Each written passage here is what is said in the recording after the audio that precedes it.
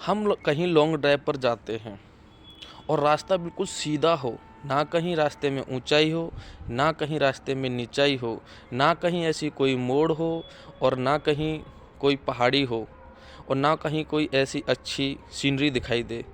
तो आपको जो यात्रा है, लॉन्ग ड्राइव है, कैसी लगेगी? सीधी सी बात है, मेरे हिसाब से तो ऐसी लगेगी कि इससे तो अच्छा हम ट्रेन में ही आ जाते, तो कुछ ना कुछ देखने को तो मिलता है कि नहीं। आप देख रहे हैं स्लाइस ऑफ लाइफ। मैं कौन? अखिलेश। एक राजा था, उसे गिफ्ट में किसी ने 2 छोटे और बहुत सुंदर बाज के बच्चे दिए।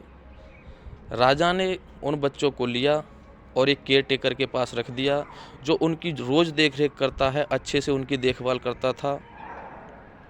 अब बहुत दिन हो गए थे, तो राजा के मन में एक दिन इच्छा हुई कि मैं उन बाज के बच्चों को देखूं।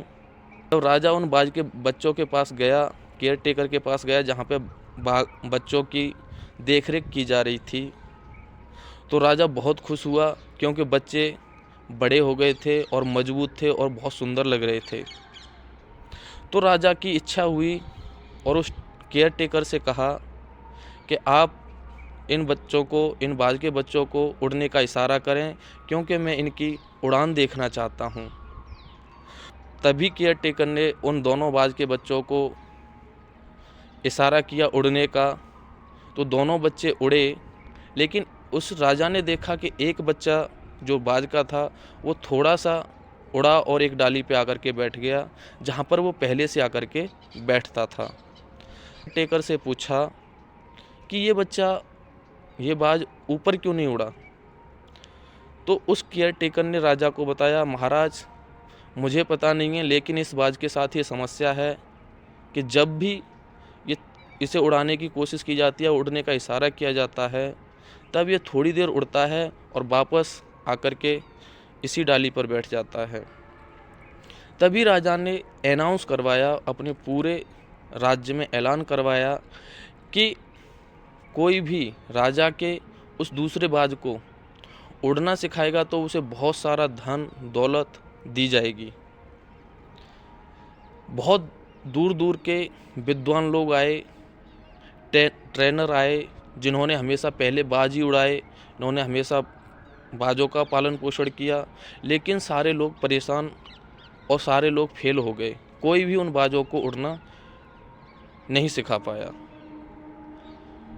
तभी कई दिन हो गए, ये प्रोसेस चल रहा था, ये प्रक्रिया चल रही थी। रोज़ लोग आते थे, रोज़ लोग जाते थे और कोशिश कर कर के चले जा रहे थे, अपनी हार मान मान करके।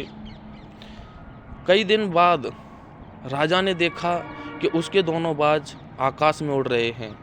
राजा बहुत खुश हुआ और राजा ने आदेश दिया कि उस व्यक्ति को मेरे सामने पेश किया जाए, जिसने उस बाज को भी उड़ना सिखा दिया। अगले दिन उस व्यक्ति को राजा के दरबार में पेश किया गया। तभी राजा ने उसे बहुत सारा धन दौलत, रुपया पैसा दिया और राजा ने उस व्यक्ति से पूछा कि आप क्या करते हैं? तो उस व्यक्ति ने कहा, महाराज मैं तो एक किसान हूँ, मैं तो खेती बाड़ी का काम करता हूँ। तभी राजा ने पूछा कि आप एक किसान होकर के आपने ऐसा क्या किया और ऐसा कैसे कर पाए कि आपने उस बाज को भी उड़ना सिखा दिया? कि महाराज मैंने कुछ नहीं किया, उस व्यक्ति ने जवाब दिया, मैंने तो सिर्फ उस डाल को काट दिया जिस पर आकर के बाज बार बार बैठ जाता था थोड़ी देर उड़ने के बाद। जब मैंने उस डाली को काट दिया और बाज को उड़ने का इशारा किया, तो बाज उड़ा और थोड़ी देर बाद वापस उस डाली के पास आया, लेकिन ये क्या, उसे वहाँ पर डाली मिली ही नहीं। तभी वो अपने साथी के साथ आसमान में उड़ने लगा। दोस्तों, हमारे जीवन में भी हमें कभी कभी हम ऐसा ही तो नहीं कि हम भी कुछ करने की कोशिश करते हैं और कुछ दिनों करने के बाद उसे छोड़ देते हैं। क्या कहीं हम भी तो ऐसी ज़िंदगी नहीं जी रहे हैं, एक कंफर्ट जोन में, कि हमें जो नौकरी मिल गई या कोई भी काम है जिसे हम रोज़ किए जा रहे हैं, चाहे वो हमारी इच्छा के अनुसार है या नहीं है। दोस्तों, ऐसा मत करिए, कुछ बड़ा सोचिए, कुछ बड़ा करने की कोशिश करिए और आप ज़रूर कामयाब होंगे। आपको अगर ये वीडियो पसंद आया हो तो एक लाइक करना ना भूलें। चैनल पर नए आए हैं तो सब्सक्राइब का बटन ज़रूर दबाएं। Thank you and very much.